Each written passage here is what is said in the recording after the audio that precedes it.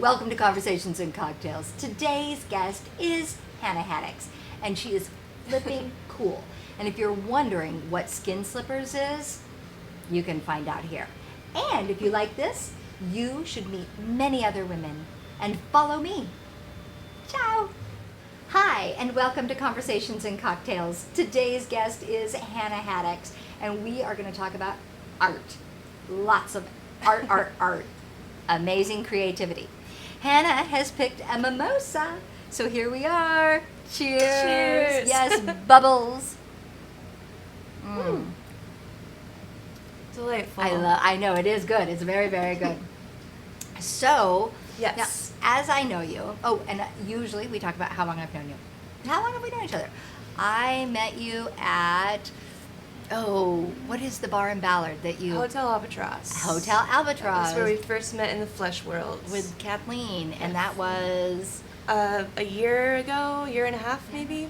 Yeah. So it's been a couple years, and what I know of Hanna is she's an amazing writer and artist. We have actually hosted your art here It's before, true. right? Yes. Yes. We And had a you've done our what is that called? Where you tell your story? Oh yeah, the story hour. flower. What was it? Broken Flowers Story Hour. Yes, that was a lot of fun. That was good too. I love that. Yeah. Yeah. So how in the world did you get started in the world of art? You know, I didn't really choose or decide this path. It's just something that was a natural evolution of life. When I was raised in Arizona, my grandma Amy, who's not my biological grandma, but she was the woman who was my caretaker for when my parents were working and busy.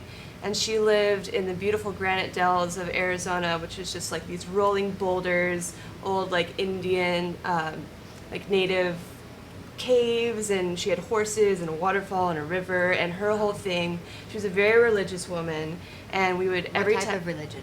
Christian, very Christian religion. woman. Okay. And every time I would at her house, we would make biblical arts and crafts. So it was like painting with watercolor, making Noah's Arks out of paper plates. Just everything was creation. Everything was making something new, crafts, art. And so from a very, very young and vulnerable, ripe-minded age that was crucial in the formation of my being, I was shown how rewarding and fun and to be able to explore your imagination through the things that you create, even if they're based on biblical stories, which obviously, I'm not. Well, I actually still do make a lot of religious art. It's just a lot more blasphemous than before. It's the dark side of Christianity, and all the satanic religions. side, but it's still Christian. I always tell people, you cannot be a Satan worshiper if you're not a Christian, because I personally am not a Christian, and Right. I don't believe in Satan. Right. So it's the thing was, I'm not a Satan worshiper. I believe in Satan as an archetype, just as I believe in Jesus as an archetype and an energy, right, that you can tap into. So it's like, I think the whole thing with the Satanic Church, Anton LaVey was just trying to be the trickster that he is, and using the thing that is like so taboo just to not only get people interested in what he was doing, but to make a statement and just to be like, to play with the archetypes and poke at people, because that's what Satanism is all about, just challenging yourself and others and just forging your own path. I don't believe in a Satan that's like, there's an actual physical devil with horns, but my relation with him, or with that idea, has like changed and evolved through the years. My New Year's resolution was to dedicate all of my orgasms to Satan, because I was tired of spending so much time and energy being obsessed with physically and emotionally unavailable men, and I was like, this year, no flesh humans. I'm going to dedicate all my orgasms to Satan, which is all about being selfish and taking care of yourself and looking for yourself first, right? So it's just my own personal silly thing, but it's fun, when I'm out in the world, out and about, drinking with boys who I otherwise would probably have a sexual experience with. I'm like, I'm sorry, no. It's I'm a nun for Satan these days, and I'll wear my fishnets as a chastity belt, and we can still have fun, but 1 year. 1 year. I'm a nun for Satan. None for Satan. I like it. I like it. So, okay, so when you were young, your caretaker was a Christian. Yes. Which is how you learned about Satan, Grandma, apparently. Yeah. And, Grandma Amy, yeah. and you had the creativity as well. So, Sure. art and religion kind of, Right. you were doing that pretty daily. Absolutely. And in my mother's home, it was no television. Like, if you want, like, read a book, paint something, go outside and play. It was, like, I was very much reared in a culture that was focusing on creation rather than consuming, and being active rather than passive and lazy. Just, like, express yourself, make something. Like, not everybody is born an artist, but everybody is born with the ability to create. And I've found through my own practice and constant creation that the most rewarding thing to do is to create something and express yourself in a means that you can take outside of yourself and make it into a physical, tangible thing. It's a reflection, it's a mirror. Perfect. Perfect. So you've evolved. You were doing I that hope when so. you went to, when you were in high school. Yeah. Going on. Like, Yeah, did you was- continue to? You Absolutely, did art. I was the art kid, like the weird art girl who hung out in the art room. Mr. Murphy, who was my art school teacher for 4 years, he just loved me, and he would just let me the materials closet. I just had free range. I could do Nice. anything. It was so much fun. And yeah, and then from there, my mom asked me when it was about time for me to graduate. She was like, well, what do you want to do after high school? And I was like, well, I just want to move to New York and go to art school. So she sold the house. When it sold, we moved a week after my 18th birthday. She drove me to New York City. We stayed in a hotel for 2 nights while we looked for apartments on Craigslist. We found a spot for me in Harlem, 126th and Lenox. She paid first to last month. It was $1,000 a month. Mind you, this is the first time I'm out on my own. I don't even know the worth of $1. And all of a sudden it's like, okay, like, here you go. And then she drives to Alaska and leaves me. And it's like, have fun, like, take care. Like, this is what you're going to do. So I learned all my lessons the hard way, obviously, being a naive, quiet Arizona girl moving into the bustling cities and, of New York, where everybody's trying to swindle you and whatnot. Well, not everybody, but it's a classic New York, a naive girl in a city situation. It wasn't until about... And so you went to art school. What art school did you go to? Well, it took me a while to actually get into art school because I just kind of puttered around about it for about a year, was working in retail, just partying, being out. I got a fake ID and I was going to clubs and I was being a party girl. Okay. But then I submitted my application to the School of Visual Arts, and based on my uncompleted portfolio, they still gave me the Rhodes Scholarship, which was the largest scholarship that they give people, $40,000 to be distributed in 10,000 each year. I went for 1 full year studying fine arts, and I loved it, and it was great. But at the end of that year, I had moved in with a boyfriend who was in this band called Psychic TV, who tours the world. They've been around since the 80s. And they asked me if I would like to go on the 2-month Russian and European tour with them. So I had a big decision to make, basically. Do I continue with art school, which is a nice opportunity and a place for me to make art and learn techniques, or do I travel the world with my tribe and have an experience that you can't buy? You just have to find your way in there through the serendipitous current of the universe. And so I decided to drop out of art school, and I definitely made the right decision.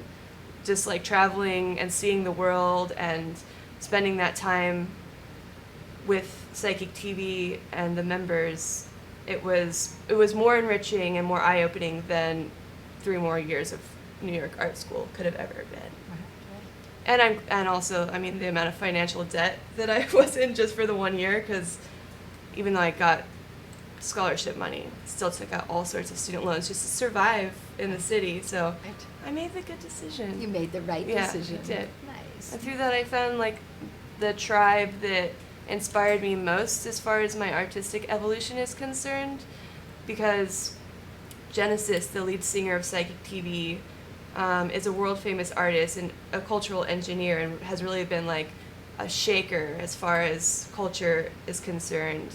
And through Jen, I finally found a group of people who weren't afraid of breaking taboos and pushing limits and saying the things that are uncomfortable for people to hear. And I was able to witness the sort of freedom and love that builds in areas where everything is on the table and nothing is off limits. Nice, Yeah. nice. Okay, so you're writing. I love, so you guys, she writes really well, really well, really well. Thank you. So where did you gain that skill? How did you start writing and telling your story through the written word? You know, it started, I didn't really know that I was such a, I guess, talented writer. People tell me that until I started using social media as like a diary and being shameless in my expression as far as what's going on in my life. And so I would just write daily about my life, things that are going on. But I don't know, it's like there's something about cutting up language and wordsmithing, and I'm obsessed with alliteration and the cadence of things. It's just a natural thing. It's just my voice, I suppose. It's just and now I have a lot of people who have enjoyed my writing, and it has inspired me to write more and to kind of like focus on it, because I feel like there's a limitation with visual arts. You can't be as, it's more up to people's interpretation for visual, but with words you can really portray a concept, and you can portray ideas and experiences in a way that's a lot more direct and will get people on the same path to like see what you're trying to say. Right. Yes, and you do a great job of that. I mean, Thanks. what you're saying is true, and not everybody has the skill that you Right. do to lead somebody down the road to understand what you're saying. Right. I mean, the picture is painted with the adjectives and the descriptions. You do a great job. Thank you. Yeah, Thank you. yeah. So are you going to write a book, or what are you going to do with Well, that? I mean, I'm just curious because, you know. People are always trying to have me write a book, and I think about it all the time. So I quit social media for a couple months. Okay. I just this assumed year. you got kicked off again. Yeah, no, I have three accounts. I get kicked off, but no, I took a social media hiatus because I went on this weird kick, where I got completely sober, was doing keto diet, was like working out every day, just like all these things I was trying to like. I felt like I got possessed by a gym rat or like a health nerd. I just like all of a sudden I was just on a different wavelength. Fun to try out. Right? Absolutely. Just like Practice. try on all the different Yeah, masks. yeah, Absolutely. yeah. But part of that journey was quitting social media because I was spending so much time on it, and it was like really kind of soul-sucking, especially with all the politics and all the fighting. And so during this time, I continued to do a Dear Diary, but just like kept it in my personal notes. And my intent and my plan is to create a zine to get back to the tangible realm. So like if you were wondering what I was up to, so I'll have my sketches and the things that I was doing, go to a Kinko's, print it all out, staple it, hand it out, or people who want it long distance, if they want me to send it to them. Yeah. So I'll like hop back on social media, be like, $5 and some shipping for the zine. Yeah. And I think there's something really special about having it be physical and tangible, and not just a pixelated thing that you scroll past and forget about, like something that they can actually like, it's a reminder. Also, it creates value. I feel like it creates more value with words, and if it's in your physical space. Yeah. I mean, I'm the woman who traveled through South America with a dozen, honey? How many books did I have? My husband's behind the camera. And he carried them all for me in a suitcase because books are important to me. They're important. I mean, it's like, absolutely. I need these books. The ever-growing library. I know. Yes. Travel for 7 months carrying I love at that. least a dozen books. we needed our education, and again, having that, like you're talking about, the physical. So we would go to an Airbnb to stay for a month, and I would set my books up, right? Yeah. And then I would start the altar. Like, what are the things from around what that I have that I Yes. brought with me that Lisa I love made me that. some things, and then I would pull in things from around the area, the region that I was in, and Altars there were are my important. books, and there was my altar. Yeah, that's great. I feel like, actually, speaking of your art, you do, besides your etches, your drawings, you do collages. And it's almost like when I look at your collages, each of them is its own altar of Sure. visual experiences. Yeah. So when you're doing your collages, like, what is your process? Okay. So I document my process for most of the time, and I post it on YouTube as videos sped up. So it's like something that will take me 2 hours. I'll speed it up times 23. So it's like a 10-minute video of just me cutting up, going through. So basically what I do, to me, when I make collages, it's kind of like a spiritual practice for me, because I set myself, it's like a ritual space. I light my candles, sometimes I'll smoke some weed or like open a bottle of wine, and it's just like my intent to like allow the muse to speak through me. It's just like I'm basically like a passive vessel, and so when I go in, I don't know what I'm gonna make. I don't have a certain thing, and I'll go through and I'll flip through art books, history books, porno mags, science mags, just like the materials that I collect because they're heavy in the imagery that resonates with me. And as I'm going through, I'll just like allow the muse to like, if something sparks me, if something like gives me that thing, then I'll take it and I'll cut it out. But I also am very much paying attention to color and form and shape.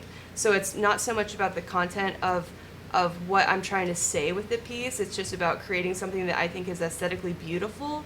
But as it turns out, every time, once I've completed the piece, I've sealed it, I've signed it, dated it, and it's done. Sometimes that night or maybe weeks later, I'll look at it and it will reflect something in me or that I've been going through, or like something like an answer to a question I had, or it reveals itself. It's basically a window into my subconscious mind and the things that are swirling around within. Beautiful, beautiful. Yes, I like that. Yeah. Yeah, I've seen your collages because they've been up on the wall, and Sure. some of them are fairly dark. Yeah. Yeah. Yeah, it can be. Yeah. I mean, our minds, if it is a reflection of our minds, what I love about the brain is it's, who is that? Like a box of chocolates. Forrest Gump. Forrest Gump, right? It's like our minds are like a box of chocolate, really. I mean, there's so much going on, and we Yeah. like stuff and we don't like stuff, and it's dark Sure. and it's light, and it's so much happening. Yeah, So much that's texture. great. And I Yeah. like to embrace all of it. I think embracing darkness and jumping into the abyss and going places where either you're not allowed to go or you don't know anything about it's how you understand who you are. I mean, how are you going to know what actually resonates with you and what inspires you if you give yourself limitations to in the realm of experience? Exploring darkness, basically, or exploring the abyss. To me, that means, okay, let me give you an example. So I went through a period where I read alt-lit. So I basically read the most offensive books ever written. Things that cover subjects that would make people, like, there's this, and exploring it doesn't mean you condone it.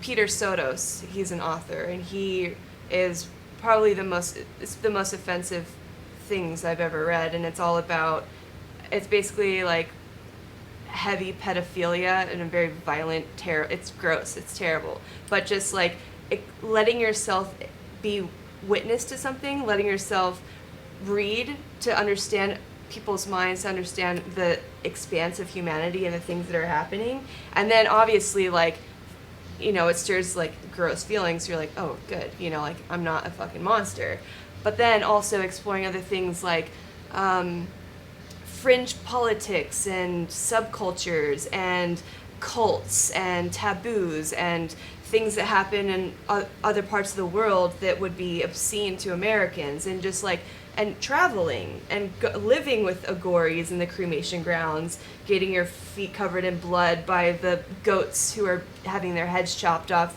2 feet away from you, you know, like praying to Hindu gods and goddesses, exploring other religions. It's just like going places where people tell you not to go because you want to have the full palette of experience. And so then from there you can truly know like what resonates with you, and it also makes you a lot more compassionate to other people because you realize that we all have our own reality tunnels and there's no right or wrong way to do things, that we all are infinitely unique, and to be able to respect that and see a person who may be involved in something that you don't agree with because you've explored it, but then still being able to love them and show them respect because it's just human, you know, and there's no one right or wrong way to be able to truly embrace diversity, embracing even the things that you think are horrible. Fascinating. I mean, I think it's fascinating because being a human, right, and being in this particular culture, I was raised Lutheran, and there's a definite right and a definite wrong. Mm-hmm. I mean, it is black and it is white. Oh, yeah. There is gray. I mean, I consider myself quite liberal because I am more open than most people I know, and definitely the people in my family, right? So what you're talking about is like all gray. There, I mean, like no black, no white, just all gray. Well, like more life is gray. Or more like it's the full spectrum of color. Ooh. Like it's not just gray because it's not all the same. Like the vibrancies and the frequencies and the hues and the tones, it's all over the place. It's like an explosion of rainbows, and you just like dive into it and accept that it's a part of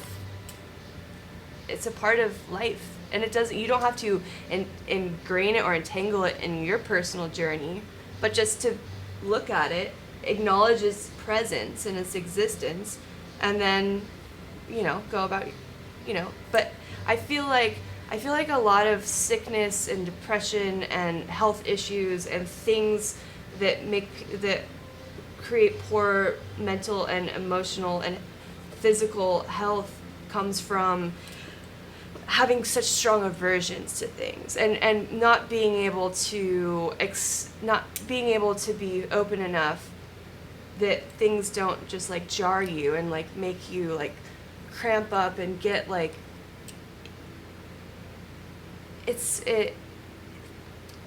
the way that people respond to things that they don't naturally agree with, I feel like it's insidious into some sort of like,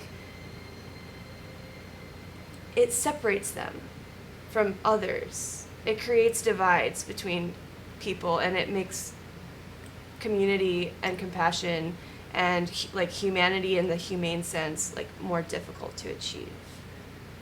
So if we're looking at, you know, we're talking about a variety of colors and diversity and accepting all types. Mm-hmm. So as a society, an anthill, so to speak. Here we are. If we don't have rules and regulations and things that are okay and not okay, like pedophilia to the worst degree and any degree, right? These are our babies, these are our future. Right. If we're accepting and compassionate instead of like wrong, black, white, how does our society survive and move forward if we don't have that right and wrong? I think there is definitely a place for rules and laws and limitations and, you know, but like that, like I'm not a bureaucrat and I'm not a politician. I'm an artist. It's my job to present it and you can take it how you want it.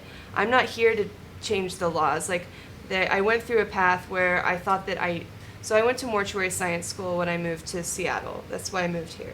And I went through the schooling. I graduated with a 4.0. While I was in school, I realized that I absolutely abhor the American death industry. I don't like the way that it takes advantage of people in their weakest times. I think that the laws that they have are completely archaic and based in puritanical ideals that do not embrace all cultures. And one of the things that really upset me about the way things are here is Americans don't allow open air cremation, and that's very important for Hindus. Like there's one one of 8 things a Hindu must do in order to like be a true, like fully fulfill that, is to have an open air cremation and then have their ashes swept into a holy body of water, the Ganges most. So right after I graduated, I was hell-bent on revolutionizing the death industry, and I'm going to change the laws. I'm going to make sure that, you know, people have the right to do with their dead as they please. And so I went to India. I lived there for 2 months, was in the cremation grounds, learning how to do open-air cremation, and I had an epiphany as I was watching a naked man burn on a wooden pyre, and the domes who are responsible for burning the bodies were beating his corpse with a bamboo stick, screaming like "Joy Ma Kali, Joy Ma Tara," like really intense and visceral, and just, you know, the dogs running around eating the bits of flesh. And it was just like, I had this epiphany. I was like, oh my God, like there's nothing that I could do bureaucratically or politically that can change the American death attitude of American, like that can change the death attitude. And so I just decided at that point that I was just going to continue focusing on my art and my vision and creation, and I'll let the lawmaking to other people. I didn't want to be part of an industry that I didn't feel like I couldn't actually help people, and that I was just being a salesperson instead of a ceremony conductor. Right. So at that point, I was really just like, it's art. Like, I'll work in bars until I'm 60, but I'm still going to make art, and that's going to be my passion, you know. I don't need a proper job and a 401k, you know. Bartenders make a butt ton of money. Yeah. I mean, we know that. Right. Yeah. But then, but there's no like, there's no 401k. There's no nest egg for the future or insurance. Or, and you definitely can age out. I mean, you know, as a bartender, you look great now, but when you're 60, baby, you're going to be working in a casino. But I really love the old grizzled women bartenders who like still have their wrinkly cleavage down. They're like, all right, Toots, what do you want? It's great. Yeah. Yeah. Yeah. So as an artist and as a progressive woman, I would say, where have you found blocks? I mean, it seems like from what I'm hearing you say, like you just are a different type of woman where you do what you want. Your mom dropped you off in New York at 18 and said, good luck, Toots. Here's your first and last, and I'm out. And you had a lot of hard lessons. Sure. And you just, which built confidence, right? Action builds confidence. Sure. And you had a lot of action going on at a very early age. Yeah. Let's be real. Yeah. And so you appear to have a lot of confidence, and you do what you want, even if it's like what society might say is like, oh, no, not that. Right. So where do you have blocks? I'll tell you, the biggest blockage has been the censorship on social media. Because, well, with my collage work specifically, I use the naked form a lot. And I cut up, you know, pornography, but I also cut up classical art books. And I got put in Facebook jail for 30 days once for a collage that I made that had some naked baby cherubs, like little angels, from like a painting from the 1400s, juxtaposed of pictures of me and my Balian, my extraterrestrial alien lover who sleeps in my bed. And they said it was child pornography because there were cherubs in this collage. It's just fucking ridiculous. And the whole fight with the nipples, and it's hard for me as an artist who, you know, thinks that the human form is beautiful and there shouldn't be anything hush-hush or taboo about human sexuality or just our casual, just, what's the word, just being our default self, you know, in the flesh. And so the censorship has been the biggest block. I mean, how many constant profiles, having to deal with having my line of communication with the world being completely severed because I made something that one person didn't like. And I know that I have some haters who will like lurk on my page, and anytime they see anything that they know violates the community standards of Facebook, they'll report me. So it's like a constant thing. I even have to be mindful of my speech these days because they've hounded me so hard. I was also put in jail for 30 days for simply typing and posting Charles Manson is Jesus Christ. 30 days for that. That's thought police. That's definitely. And honestly, I think that Charles Manson is a Christ figure. He's a martyr of a time. Well, there's something. There's right? something there. There's something. Reincarnate. Cheers to your obsession with Charles Manson. To Charlie. Hail Atwa. Okay. Look, I'm drinking so much. I do like champagne. The If by great. chance you're watching and you think, oh, Cindy Ann, you have changed my life so much, please send me a bottle of Veuve. And I know not everybody likes Veuve, but Clicquot?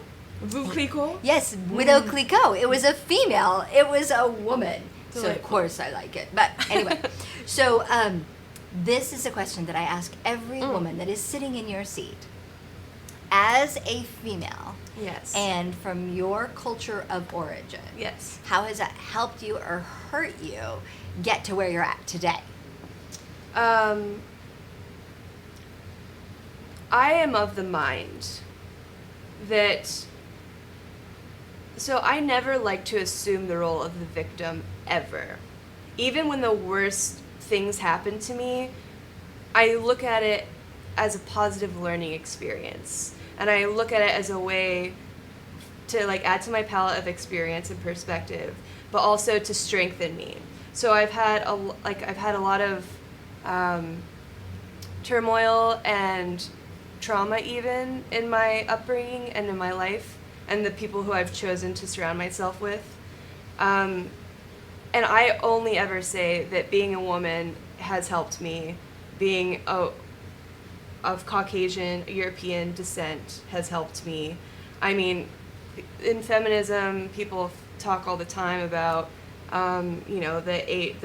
the wage gap and whatnot, but it's never affected me. I'm a bartender. I feel like I make more money being a female. I feel like I use my ism, like, okay, so we all have these defining terms that, like, I'm a woman or I'm a man, I'm straight or I'm like I'm straight or I'm gay, I'm cis or I'm trans, all the different things, the boxes that we put each other in to kind of like wrangle our understanding of other humans.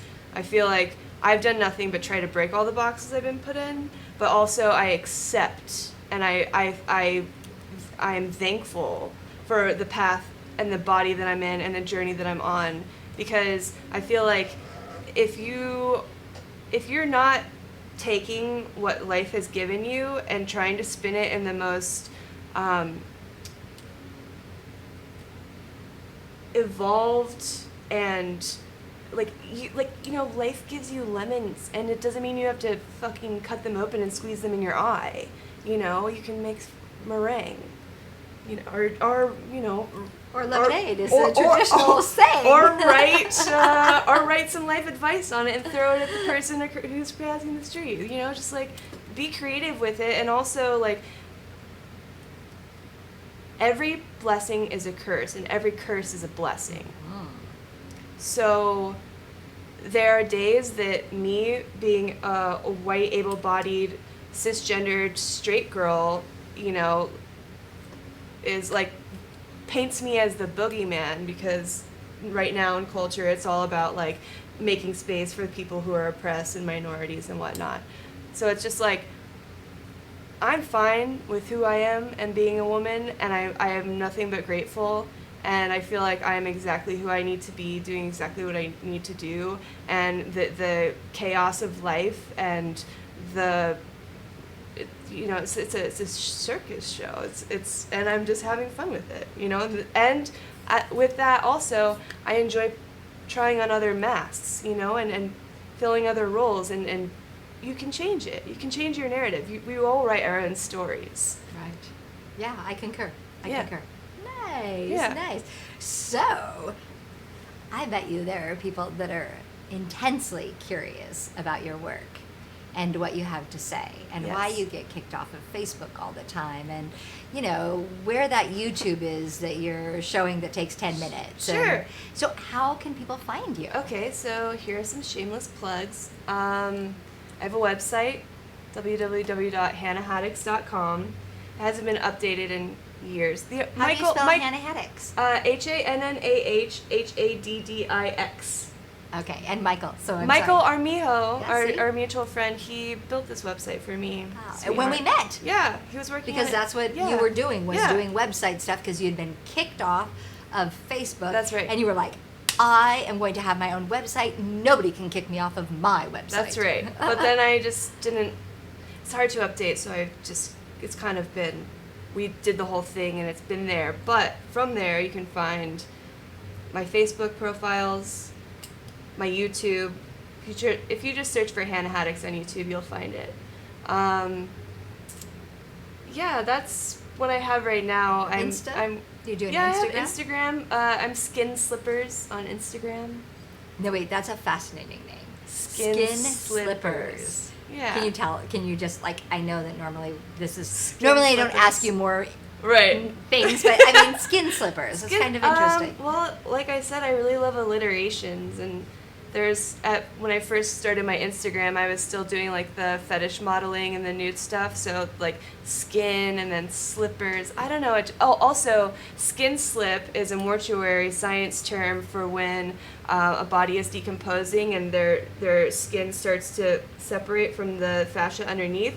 So if you clean them too rigorously, their skin will just slip right off. I've degloved a woman in embalming just because she had skin slip. So skin slippers being like sexy but also morbid. Also, it sounds good. Yeah, I like alliteration. I mean, I love alliteration. If I could have a sentence, we do the, like, how many alliterations can you get? Like, how, I love like, that. 5. Yeah. 5 is like, 5 turns me on. Yeah. That rules. How do we do that? I love that. That's great. It's just That's a great. strange thing. Yeah, okay. Yeah. So go to your Hanna Haddix. HannaHaddix.com or just search And then me on the internet. I mean, just Google me. Google it. Google me. Google. And if were you have you a born gallery Hanna that- Haddix? Yeah, that's my name. So you were born in alliteration. Yeah, I love it. that's me. That's why you love it. It's Yeah. just part of it. Yeah. Cheers. Thank you Aw, so thank much you. for being here with me and taking time. I know. So tonight she's got to go to another podcast. That's what happens when you're popular and cool. Ciao. Thanks.